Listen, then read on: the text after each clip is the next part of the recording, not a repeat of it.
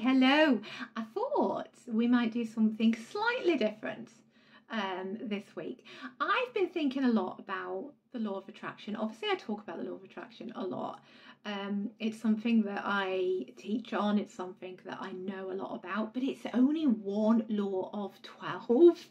And I think sometimes we get so caught up in the law of attraction because that's the one that's spoke about, and that's the one that everyone knows about, and that's the one that everybody's trying to actively work within, that all of the others get forgotten. And so I wanted to just chat about each one.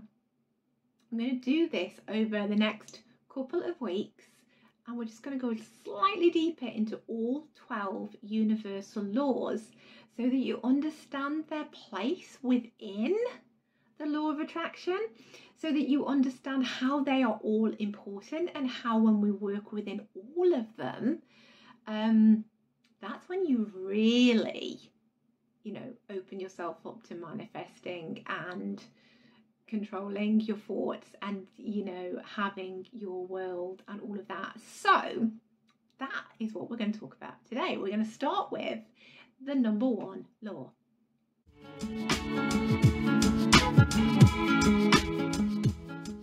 Now, law number one is the law of divine oneness.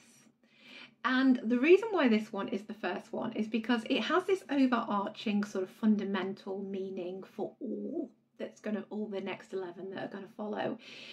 Because what the law of divine oneness actually means is that we're all connected, that we are all one, essentially. So if you think of it like, take karma, for example. This is where karma comes from. Karma comes from the law of divine oneness. So that if you do something bad to somebody, then the karma effect is that you will receive something bad to yourself, because we're all connected. So we all have this kind of one consciousness. I've heard it called a God consciousness. It is a collective consciousness. It's a universal consciousness. Whatever language you use, basically it just means that our conscious, our world, our energy is all the same for every single being on the planet. So on a spiritual level, if you are not nice to a person, then that will come back to you. Or on the flip side, if you do something good for a person, you get something good back to you. So essentially, if you hurt someone, you're hurting yourself. Or if you are kind to someone, you are giving yourself kindness, because we're all connected, right? So everything that exists together on the planet, the universe, the world, is one. It's also why there's great power in many minds coming together. If you think of a meditation, for example, just to put it in the kind of terms that we would talk about here. If you talk about meditation, so meditation alone is amazing, but if you go to a group meditation and you are collectively changing the thoughts of everybody in that room, then the impact can just move mountains. It's like that ripple effect. And that's why I always say to share my message, to share my videos, to share my podcast, to share some of my social media things. And that is why. It's because of this law. Because once you have one person who knows about this, and you pass it to somebody else, and you pass it to somebody else, and you pass it to somebody else, it creates that wave. It creates that change in so many people. And it's why in everything you may have seen, when you have rallies for things, when people do protests, there is power in numbers. There's power in more than one person. And it's because as a collective, because we're all one, if we collectively come together under the law of divine oneness and speak out on something, or speak on something to change something, 1,000 voices can impact more people than just one can. I know a lot of this stuff can be quite, if you're not into anything but the law of attraction, which people know so much about, the other laws can be quite complicated. but it basically just means that what we do to ourselves, we do to others. What others do to us, we do to ourselves, because we are all one. And so that's why, especially with the law of divine oneness, spiritual growth is so massively important, because as we learn and as we grow and as we connect and as we set our own personal energetic vibrational frequencies higher and higher and higher and higher, we raise everybody. So I've talked about this before when we talk about the reticular activating system, and I did a video on this a couple of weeks ago. Our reticular activating system, like I've said many times, doesn't want us to be wrong. So it shows us all the reasons why what we are thinking are right. So with the law of divine oneness, if you are thinking happy, high vibe, blissful, peaceful, loving thoughts, that is what we emit, and that is the collective consciousness's strongest frequency, right? But if we're all low on the scales, if we're all in sadness and anger and dread and fear, that's negative, and that pushes our collective vibrational frequency down, because we're all connected by the law of divine oneness.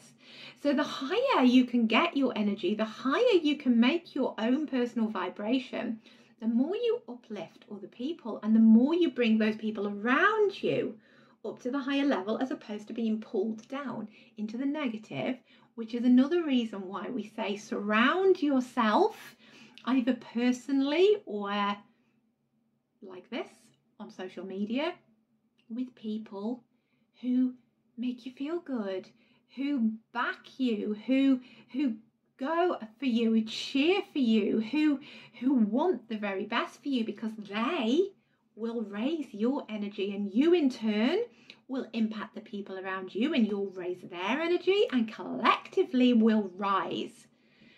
Collectively, as one, as the law of divine oneness, we will raise the vibration of the entire planet. That's why this vibrational law is really important, because we are all affected by each other's vibrational frequency. You know, if you, going back to the reticular activator system, if you say you're going to have a bad day, then you will experience bad things all day, and those people around you will see those bad things and they will experience bad things. But if you tell yourself you're going to have a good day and be happy and be joyful and be blissful, that's what you'll experience, and that will have the knock-on effect for people around you. So number one, the law of divine oneness is connection. It is that at some level we are all one and the same. We all have the same source. We all live in the same world. We all have an energy field around us.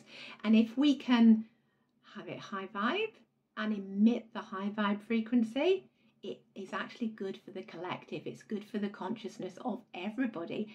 And that is the first law. Now, the second law, which is another one I'm going to talk about today, that is the law of vibration. And actually, I talk about this all the time. If you are around me, you will know about the law of vibration, because it is that everything is energy and energy is everything. And if you want to manifest, you have to meet the vibration of the thing. You have to align yourself to the vibration of the thing that you want, or you can't have it. So a little bit more deeply, everything in the universe is particles of energy and atoms, right? Everything. This mug, it may look like a mug, it may look solid, it is solid, but it's made up of particles of energy. If you looked at it under a microscope, that's why microscopes are actually fascinating. If you look at something solid, something like this, that's real and that you can hold, that's tangible, if you look at it under a microscope, you see that it's actually tiny particles all joined together to form the one mug, to form the mug. So everything has a vibration and everything is moving. It's constantly moving. Every particle in the universe is constantly moving, and it's the constant movement that carries the energy of the thing. And this applies to everything, right? it's the planets, it's the stars, it's the world, it's the earth, it's everything.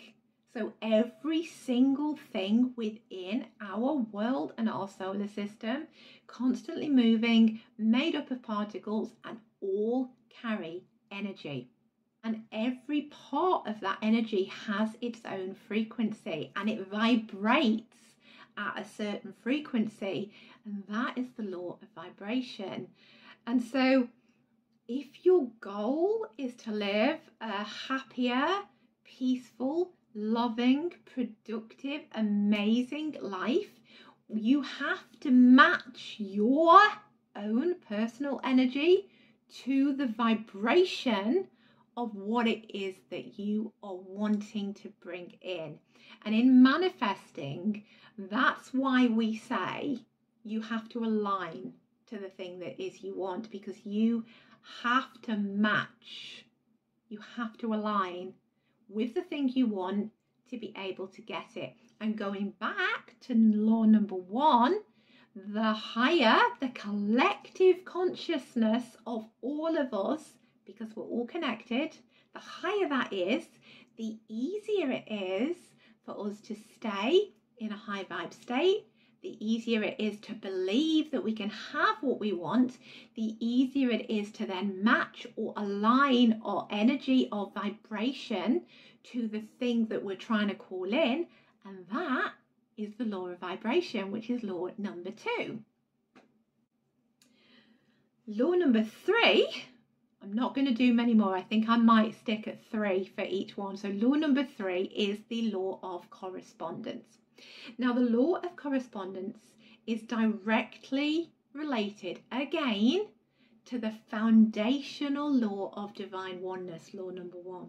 So the key idea here is that there are repeating patterns throughout the universe, throughout the world, and the prominent patterns, they can be found repeating on small scales and large scales. Look at patterns in your own life. I think this is the easiest way to explain it to you. Look at patterns in your thinking. Look at patterns in your life. Look at things that happen to you over and over and over and over again. Those patterns are repeating because you keep thinking the same thoughts and you're not aligning, law of vibration, to the thing that you want that is different. So you stay in the repeating pattern, which is the law of correspondence. And so what you need to do here is start to think, if you could change your mindset, if you could change your thought patterns, if you could change the things that you think over and over and over again. This is why affirmations are good for this, because you train your subconscious to think a new thought, to think a new way, to pave a new path. That is the law of correspondence in action, because if you change, you interrupt the pattern that you've always thought, and you interrupt the thing that you've always done, and you start thinking of things in a new way and doing things in a new way, raising your vibration again, raising the collective consciousness. And that is when you can break the patterns and actually start to see differences in your life. So in a nutshell, the law of correspondence basically says what is happening within us is happening outside of us. So what is happening within us, within our mind, within our thoughts, within our energy levels, within our vibration, is a direct correlation to what we experience. That is the law of correspondence. So how you're feeling, to take it to manifesting again, how you are feeling is what manifests in your life. That is what you experience. So if you can change your current thoughts, your current state, and the reflection then becomes higher vibe and a better energy, that's when you start to align yourself to what it is that you want, because you're interrupting the patterns within your mind and your life, and you are reflecting something new out into your world. And that is then what you start to see and experience happening around you. And I think the phrase that sums this up the best is, as within, so without. As above, so below. And you hear manifesting teachers say those two phrases a lot. And that is a direct correlation to the law of correspondence. Internal feeling equals external projecting. What you feel in here, you see out here. What you believe in your heart and your mind and your world, you live out in your day-to-day experience. When you're in a good mood, you'll take the compliment. When you're in a bad mood, you'll reject it.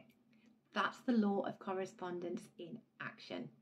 And that again comes back to the law of vibration and actually feeling good and matching the energy. And then us collectively, divine oneness, all emitting the same higher frequency, because we're all connected, we all experience better. So I know I've gone quite deep into those three laws, and I know it's a lot to get your head around. I think everybody knows so much about the law of attraction because The Secret taught us about the law of attraction. But what The Secret didn't teach us about is all of the other 11, the 12 in total. And I think it's really useful, even if you just get like a grasp on it. You don't even have to go deep, but just if you understand what those laws are and you know what those other laws are, it then makes manifesting easier because you understand how it all, collates together, and how 1 plays into 2 and 2 plays into 3 and 3 plays into 4, so on to 12. So that's why I thought it would be really useful to talk about these.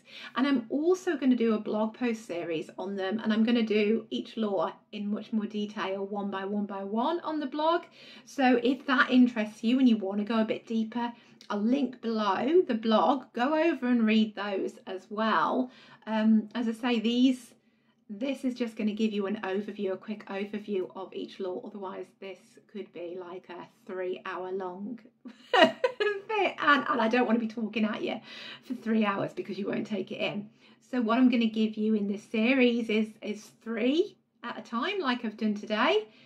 Quick, overarching, what they are, what they mean, and how they correlate to your life. And then, as I say, the blog post will go deeper. So get yourself over to the blog post if you want to go deeper with this. But if not, we'll talk about the next 3 next week.